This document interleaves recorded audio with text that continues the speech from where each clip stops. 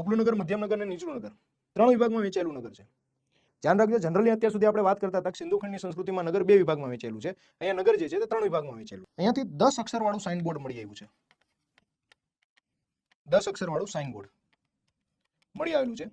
Sign બોર્ડનો simple અર્થ એ થાય છે કે કંઈક વસ્તુ દર્શાવતું બોર્ડ. 10 અક્ષરવાળું સાઇન બોર્ડ મળી આવ્યું છે, જે વિશ્વની સૌથી પ્રાચીન અક્ષરમાળામાં સ્થાન પણ પામેલું છે. ક્લિયર આ વસ્તુ? ત્યારબાદ તમને અહીંયા જોવા મળશે 10 અક્ષરવાળું સાઇન બોર્ડ મળી આવેલું છે. ત્યારબાદ અહીંયાથી એક સ્ટેડિયમ મળી આવેલું છે. ત્યારબાદ રેઇન વોટર હાર્વેસ્ટિંગ સિસ્ટમ,